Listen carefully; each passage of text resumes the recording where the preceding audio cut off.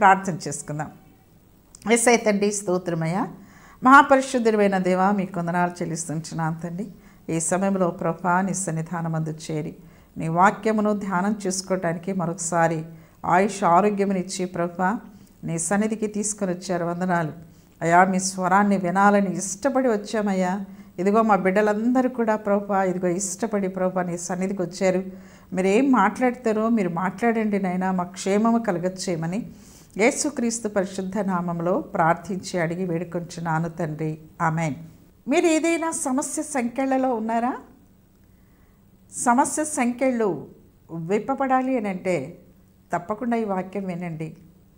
ఒకసారి మరి దేవుడు చెప్పిన మాట, మనము ప్రార్థన ఎలా చెయ్యాలి అని అన్నప్పుడు శిష్యులు ఇక్కడ దేవుడు చెప్తున్నారు. మత్తయి సువార్తలో 6వ అధ్యాయం 6వ వచనంలో ఒక మాట అంటారు.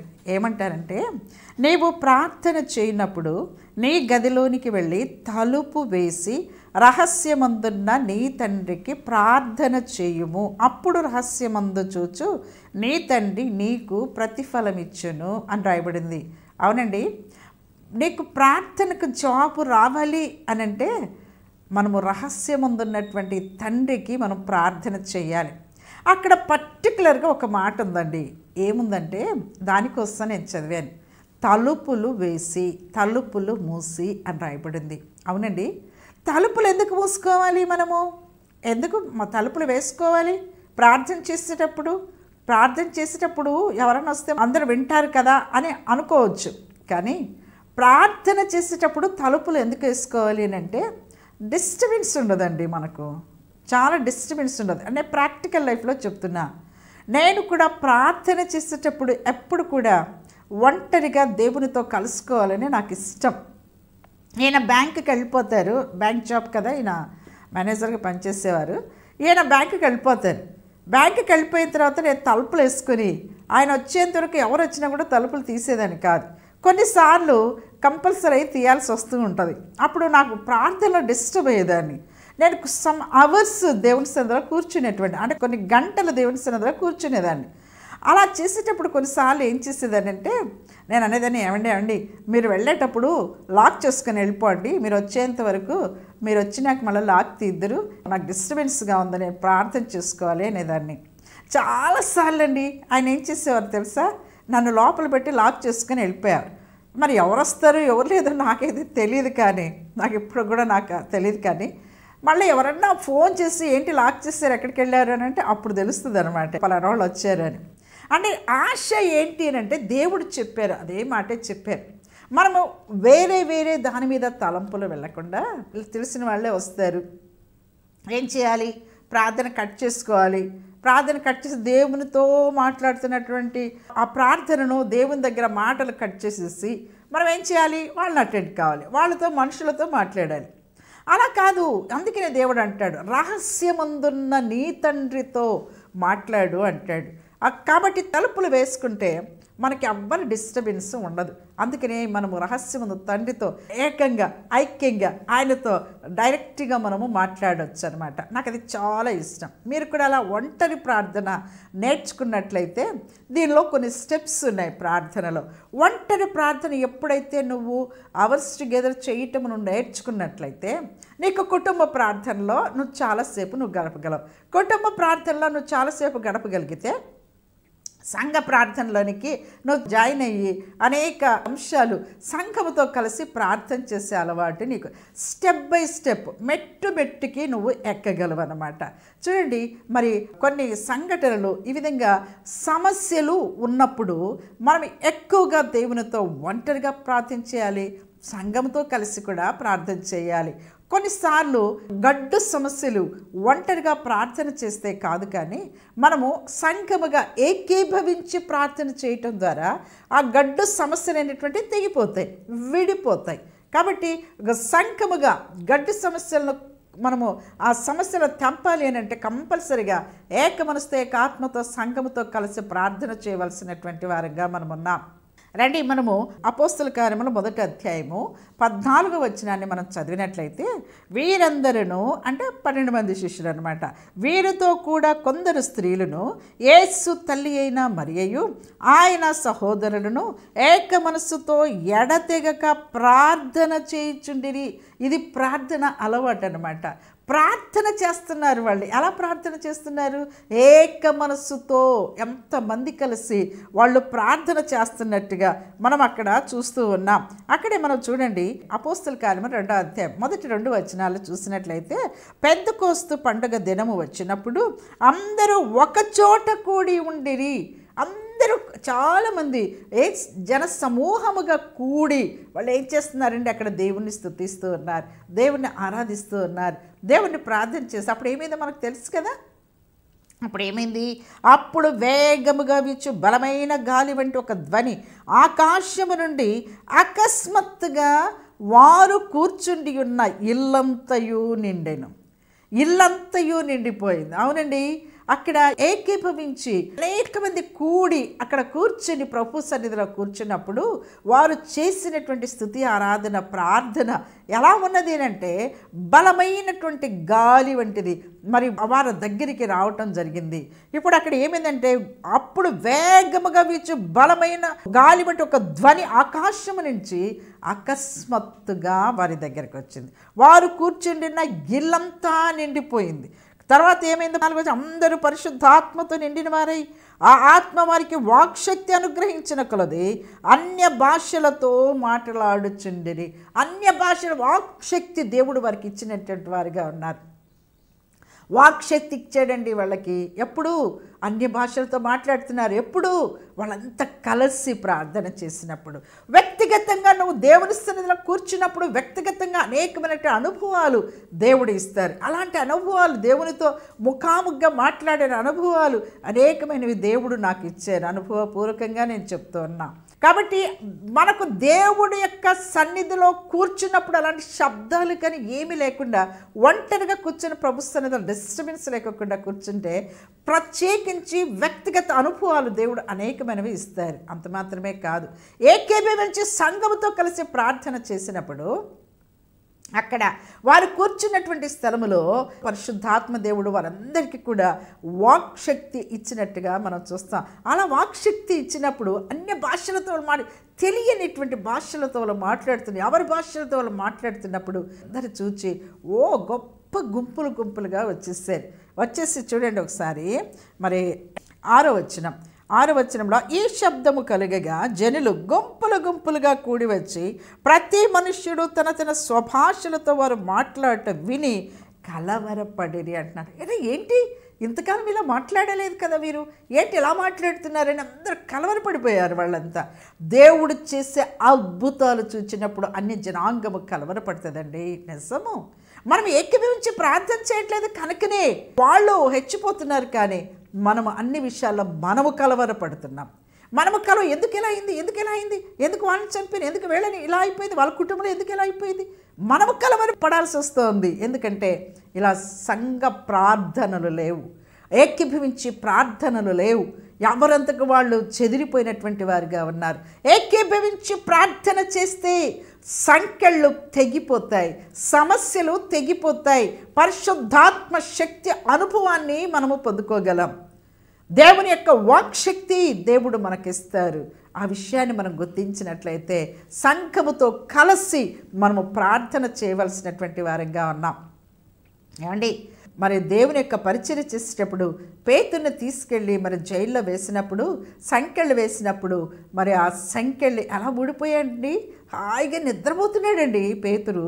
జైల్లో పండుకొని చక్కగా నిద్రపోతూ ఉన్నాడు. బయటంతా కావలి వారు ఉన్నారు, వాళ్ళంతా ఉంటే మరి పేతురు ఎలా విడిపించబడ్డారు, పేతురు యొక్క సంఖ్యలు ఏ విధంగా ఊడిపోయాయి మనందరికి తెలిసిన విషయమే కదా. ఒకసారి రండి, నేను వాక్యాల్లోకి వస్తాను. అపోస్తల కార్యములు 12వ అధ్యాయం 7వ వచనాన్ని నేను చదువుతూ ఉన్నా. చూడండి, అంతకంటే ముఖ్యంగా 12వ అధ్యాయం 5వ వచనాన్ని చదువుతున్నా. పేతురు చెరసాలలో ఉంచబడెను, సంఘమైతే అతని కొరకు అత్యాశక్తితో దేవునికి ప్రార్థన చేయుచుండెను. అత్యాశక్తితో ఆశ కలిగి పేతురు జైల్లో ఉన్నాడు ప్రభా, చెరసాల్లో ఉన్నాడు, పేతురుని విడిపించు ప్రభా అని సంఘము అయితే ఏం చేస్తుందండి? సంఘము నిద్రపోవాలా. ఎవరు నిద్రపోతున్నారు? సంఖ్యలు వేపించుకున్న పేతురు నిద్రపోతున్నాడు. కానీ ఇక్కడ సంఘం ఏం చేస్తుందంటే భారముతో ప్రార్థన చేస్తున్నట్లుగా మనం ఇక్కడ చూస్తూ ఉన్నాం. అప్పుడు ఏమైందో తెలుసా? ఆ విధమైనటువంటి ఏకీభవించి పట్టుదల కలిగి సంఘ ప్రార్థన దేవుడు విని ఏం చేశారంటే పేతురు సంఖ్యలు తీసివేయటానికి దూతను పంపించినట్టుగా మనం చూస్తాం. అదే అపోస్తల కార్యములు 12వ అధ్యాయం 7వ వచనాన్ని చూస్తే, ఇదిగో ప్రభు దూత అతని దగ్గర నిలిచెను, అతడుండిన గదిలో వెలుగు ప్రకాశించెను. ప్రభు దగ్గర నుంచి ప్రభు దూత వచ్చాడు. ఆ గది అంతా, పేతురును బంధించినటువంటి ఆ గది అంతా కూడా వెలుగుతో నిండిపోయింది. దీనికి కారణం ఏంటండి? సంఘ ప్రార్థన కాదా? ఏకీభవించి ప్రార్థన కాదా?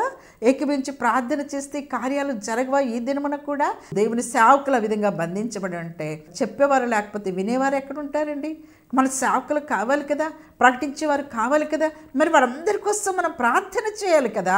మరి సంఘముతో 2-3 కంటే ఎక్కువగా మనం కూడి ఉండి మనం ప్రార్థన చేయగలిగితే ఇలాంటి అద్భుతాలన్నీ జనాంగంలో దేవుడు జరిగించేటువంటి వారిగా ఉన్నారు. మన కొమ్ముని హెచ్చించేవారిగా ఉన్నారు. అలాంటి వారికి విడుదల వస్తుంది. చూడండి ఏమన్నదో అక్కడ, అతడు ఉండిన గదిలో వెలుగు ప్రకాశించెను, దూత పేతురు ప్రక్కను తట్టాడు. బాబు లెయ్యయ్యా బాబు, ఏంటి అలా నిద్రపోతున్నావు? సంఘం ఆడ ప్రార్థన చేస్తుంటే నన్ను పంపించాడు దేవుడు. లే లే లే లే నువ్వు త్వరగా వెళ్ళిపోదు లే ఇక్కడి నుంచని దేవుని యొక్క దూత వచ్చి పేతురును తట్టి ఏం చేశాడంటే త్వరగా లెమ్మని చెప్పి అతన్ని లేపగా సంకెళ్ళు అతని చేతుల నుండి ఊడిపడెను. సంకెళ్ళు ఊడిపడిపోయండి. సమస్య ఊడిపడిపోయిందండి. ఆ యొక్క బంధకాలు ఊడిపడిపోయాయండి. లే పేతురు లే, సంఘము నీకోసం ప్రార్థన చేస్తుందనే విషయం నీకు తెలుసా? నీకోసం ప్రార్థన చేసేవారు అనేకులు ఉన్నారనే విషయం నీకు తెలుసా? సంఘంలోకి వెళ్తున్నావు, వస్తున్నావు, సంఘాన్ని పట్టినట్టుగా నువ్వు ఉంటున్నావు. కానీ సంఘంలో ఉన్నటువంటి ప్రార్థనా పనులు నీకోసం ప్రతిరోజు కూడా ప్రార్థన చేస్తున్న విషయం నీకు గుర్తుందా? నువ్వు ఎట్లా ఇన్ని సమస్యల నుంచి తప్పించుకోగలుగుతున్నావు? నువ్వు ఎలా ఈ అభివృద్ధిలోనికి రాగలుగుతున్నావంటే నువ్వు సంఘ ప్రార్థన నీ వెనక ఉన్నదేని విషయాన్ని, సేవకుల యొక్క ప్రార్థన నీ వెనక ఉన్నదేని విషయాన్ని నువ్వు జ్ఞాపకం చేసుకుంటున్నావా?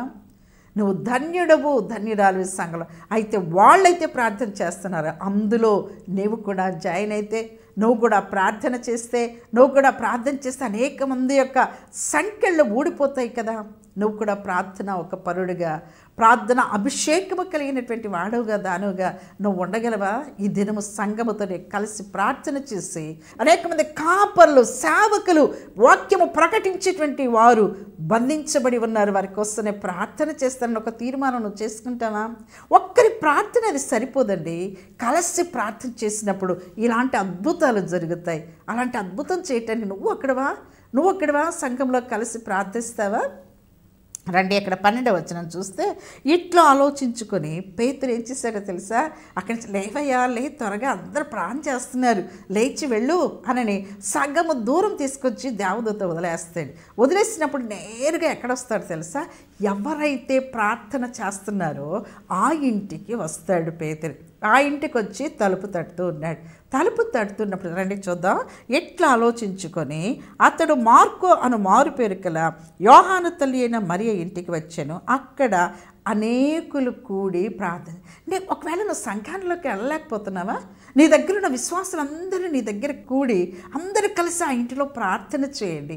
సమస్యల కోసం ప్రార్థన చేయండి, కాపర్ల కోసం, విశ్వాసుల కోసం, సంఘం కోసం, ప్రపంచ యావత్తులో ఉన్నటువంటి అనేకుల కోసం ప్రార్థన చేయండి. ఇశ్రాయేల్ దేశం కోసం ప్రార్థన చేయండి. అమాయకులైన ప్రజలు చనిపోతున్నారు, రక్షణ లేకుండా అనేకులు చచ్చిపోతున్నారు, ప్రకృతి విపత్తుల ద్వారా అనేక మంది రక్షణ లేకుండా చనిపోతున్నారు. ఈ అంశాలన్నీ కూడా పెట్టుకొని మనం ప్రార్థన, అందుకని మీరు సుఖముగాను మాన్యముగాను బ్రతుకు నిమిత్తము మనం ఏం చేయాలంటే రాజుల కొరకు, అధికారుల కొరకు, మనుషులందరి కొరకు ప్రార్థన చేయమని మన తిమోతి పత్రికలో మనం చదువుతాం కదా. కాబట్టి అందరి కొరకు మనం ఏకీభవించి ప్రార్థన చేసినప్పుడు శత్రువు కలవరపడతాడు. ఇప్పుడు నీవెందుకు కలవరపడుతున్నావు, క్రైస్తవులు ఎందుకు కలవరపడుతున్నారంటే ఇలాంటి ప్రార్థన జీవితము చాలా కొరత అయిపోయింది. ఏకీభవించి ప్రార్థించేవారు లేరు కనుక కలవరము క్రైస్తవుల్లో కలుగుతోంది. ఒకసారి ఆలోచిస్తావా? ప్రార్థన చేస్తున్నావా? ఇదిగో సంఘమైతే ప్రార్థన చేసింది ఆసక్తితో. పేతురు చెరసాలలో సంకెళ్ళు ఊడిపోయినాయి. అనేకులు పేదరికంలో బ్రతుకుతున్నారండి. అనేకులు క్రైస్తవులు ఏమీ లేనటువంటి వారుగా బ్రతుకుతున్నారు. అనేకులు రక్షణ లేకుండా పాపపు సంఖ్యలతో ఉన్నారండి. అలాంటి వారందరి కోసం మనం ఏం చేయాలి? ఏకీభవించి ప్రార్థించేటువంటి వారంగా ఉండాలి. మరి ఈ దినమన ఒక తీర్మానం చేసుకుంటావా? సంఘంలో ప్రార్థన జరుగుతుంటే ఈయన టీవీలు పెట్టుకొని కూర్చుంటారు చాలామంది విశ్వాసులు. సంఘంలో ప్రార్థన జరుగుతుంటే బజార్లకు వెళ్ళి బజార్ల పనులు చూసుకుంటూ ఉంటారు, సొంత పనులు చూసుకుంటున్నారు, కానీ ఏకీభవించి ప్రార్థన చేయట్లేదు. కనుకనే అద్భుతాలు అక్కడ జరగటం లేదు. సువార్త ఆగిపోతుంది, వీధిన సువార్త ఆగిపోతుంది. ఇప్పటికైనా నువ్వు లేస్తావా? వాళ్ళు సంఘం అత్యాశక్తితో ప్రార్థన చేస్తే పేతురు యొక్క సంఖ్యలు ఊడిపడిపోయినాయి. దూతను పంపించాడు దేవుడు. 14వ వచనంలో చూస్తే, ఆమె పేతురు స్వరము గుర్తుపట్టి సంతోషము చేత తలుపు తీయక లోపలికి పరిగెత్తుకుని పోయి పేతురు తలుపు దగ్గర నిలుచున్నాడని తెలిపాను. ఎవరండి? ఒక చిన్నది వచ్చింది. ఆ చిన్నది వచ్చి ఏం చేసిందంటే తలుపు దగ్గర నిలబడి తలుపు తడుతుంది. ఎవరా అని స్వరం విన్నది. స్వరం విని, ఓ ఆంటీ అంకుల్ మీరు ప్రార్థన చేసే ప్రార్థనకు జవాబు వచ్చింది, తలుపు దగ్గర జవాబు వచ్చింది. పేతురు అంకుల్ నిలబడి ఉన్నాడు అక్కడ. చిన్నది పోయి సంతోషంతో గంతులు వేస్తూ చెప్తే వాళ్ళు నమ్మల. నువ్వు పిచ్చిదానివి అన్నారు. వాళ్ళు నమ్మలేదు మొట్టమొదట. కానీ బలవంతం లేదు, ఖచ్చితంగా పేతురు అంకుల్ వచ్చాడు అని ఖచ్చితంగా తను చెప్పినప్పుడు వారు వచ్చి చూచి ఆశ్చర్యపడ్డారు. అవునండి, మనము చేసే ప్రార్థనలకు జవాబు మన వాకిటి దగ్గరే నిలబడి ఉంటుంది. ఆ వాకిలి తీస్తే తప్ప ఆ జవాబు మన ఇంటిలోనికి రాదు. అవునండి, అనేక మంది ప్రార్థన చేస్తారు కానీ వాకిళ్ళు తీవరండి. వాకిళ్ళు తీయాలి మనం. ఏం వాకిలి తీయాలి? హృదయం అనే వాకిలి తీయాలి. చెవులు అనే తలుపులు తీయాలి. చెవులని దేవుడు స్వరము వినపడుతున్నప్పుడు నా వినేటువంటి స్వరము దేవుని స్వరమే వినరు. అసలు చాలామంది దేవుని వాక్యం వినటానికే తలుపులు తీయరు, స్వరాన్ని చెవులు మూసుకొని ఉంటారు, అవకాశమే ఇవ్వరు. అసలు హృదయం అనే తలుపు తీస్తే జవాబు హృదయంలోనికి వస్తుంది. మనస్సు తెరిచినప్పుడు, అమ్మాయి గ్రామానికి వెళ్ళినప్పుడు వారు మన మనస్సు మండలేదా, ఆయన ఉన్నప్పుడు మన మనస్సు మండలేదా అని అంటారు. వారు మనస్సును తెరచినప్పుడు వారు నిజాన్ని వారు గ్రహించగలిగారు. దేవుడు మనతో ఉన్నాడు, అప్పుడు ఏం జరిగిందని వారు గుర్తించగలరు. కళ్ళు తెరవబడాలి, మన కళ్ళు తెరవబడాలి. అవునండి, హృదయం ఎప్పుడైతే తెరుస్తామో అప్పుడు నిజం మనకు తెలుస్తుంది, అప్పుడు అద్భుతం మనం చూడగలం. తలుపు దగ్గర నిలబడిన జవాబును నువ్వు స్వీకరించలేకపోతున్నావు. నీ ఎదుటే జవాబు ఉన్నది. తలుపు అవతల నువ్వు ప్రార్థన చేస్తున్నావు, మంచిదే. ఏకీభవించి ప్రార్థన చేస్తున్నావు, మంచిదే. ఒంటరిగా ప్రార్థన చేస్తున్నావు, మంచిదే. కానీ జవాబు అవతల ఉన్నది. దేవుడు మాట్లాడుతున్నారు. ఇప్పుడు నువ్వు జవాబు పొందుకోవాలి అంటే, దాన్ని చూడాలి అంటే వాకిలి తీయాలి. వాకిలి మూసుకుంటే నీకు రాదు. జవాబు నువ్వు చూడలేవు. జవాబు చూడాలి అంటే ఆ తలుపు తెరవమని దేవుడు అడుగుతున్నారు. ప్రకటన గ్రంథం 3వ అధ్యాయం 20వ వచనం అందరికీ తెలుసు. తలుపు నొద్ద నిలుచుండి ఆయన తలుపు తడుతున్నాడు. హృదయం అనే తలుపు దగ్గర నువ్వు ఆ తలుపు తీసినట్లయితే దేవుడు హృదయంలోనికి వస్తాడు. ఆయన అద్భుతాలు చేయగలడు. హల్లెలూయా. కాబట్టి మనం ఏం చేయాలంటే ప్రార్థించినప్పుడు నీవు విశ్వాసము, నమ్మకము అనేటువంటి తలుపును నువ్వు తీసేటువంటి వాడుగా దానుగా ఉండాలి. విశ్వాసము చేత నా తలుపు దగ్గర నా జవాబు ఉన్నది, జవాబు వచ్చింది అని నమ్మాలి. విశ్వాసము చేత నువ్వు ఆ తలుపును తీసేటువంటి వాడుగా దానుగా ఉండాలి. ఇదిగో ఒకసారి మూగదయం పట్టినటువంటి తండ్రి వస్తాడు దేవుని దగ్గరికి వచ్చి, అయ్యా నా కొడుకుని బాగు చేయా అంటాడు. అంటే నీకు నమ్మకం ఉందా అని అంటే, నమ్మకం ఉందా, నేను నమ్ముతున్నాను, స్వస్థపడతాడని నమ్ముతున్నాను.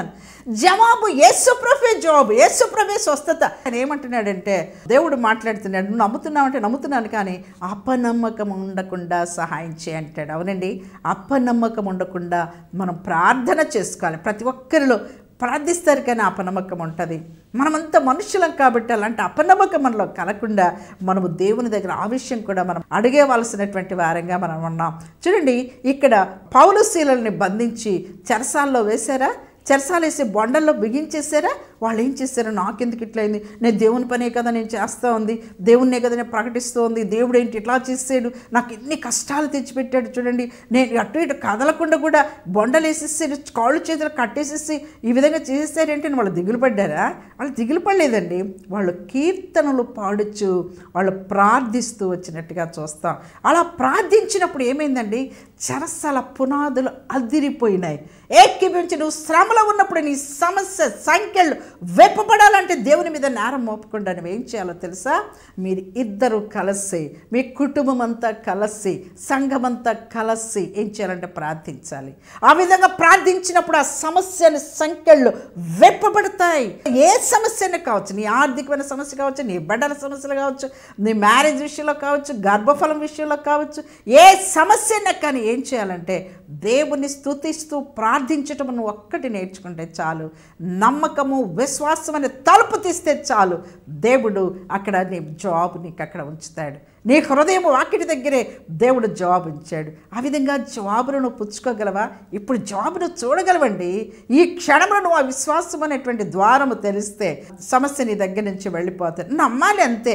నువ్వు నమ్మాలి విశ్వాసంతో. ప్రభువా, నాకు అపనమ్మకములే ఏ సమస్యలో నువ్వు బాధపడుతున్నావు, ప్రభువా ఈ సమస్య నుంచి నాకు విడుదల దయచేయి.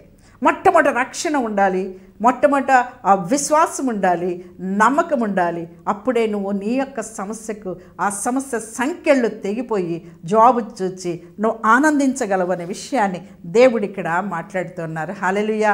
అలాంటి జాబ్ నీకు కావాలంటే విశ్వాసం ఉందా? నీకు నమ్మకం ఉందా? నమ్మకం ఉంచుతావా? నమ్మితే నీ సమస్య అంతా కూడా నీ దగ్గర నుంచి వెళ్ళిపోతుంది. అనేకమైన సాక్ష్యాలు నేను ఈ విధంగా చెప్పగలను. కాబట్టి నీ సమస్య పోవాలి అంటే ఈ దినమున నువ్వు నాతో ఏకీభవించు, ప్రార్థన చేయి. నీ సమస్య ముందు మోకరించి నీ ఎక్కడ తప్పిదము చేసావో, నువ్వు లోకంలో ఉండి నేను ప్రార్థన చేసిన రికమెండేషన్ అంతే. చేసేది ఇక్కడ సేవకులు కాదు, ఎవ్వరూ కాదు ఇక్కడ చేసేది. కార్యము జరిగించేది ప్రభువైన యేసుక్రీస్తు, పరిశుద్ధాత్మ దేవుడు. కనుక పరిశుద్ధాత్మ దేవుడు కార్యము జరిగించాలేనంటే మొట్టమొదటి నీ హృదయములో విశ్వాసం అనేటువంటి వాకిలితి, నమ్మకమైనటువంటి వాకిలితి. అప్పుడు దేవుడు నీ దగ్గర జవాబును ఇమ్మీడియట్లీగా నీ దగ్గరికి తీసుకొని వస్తాడు. హల్లెలూయా, హల్లెలూయా. ఎంత గొప్ప దేవుడు కదా, ఎంత గొప్ప దేవుడు కదా మన పక్షంగా ఉన్నాడు.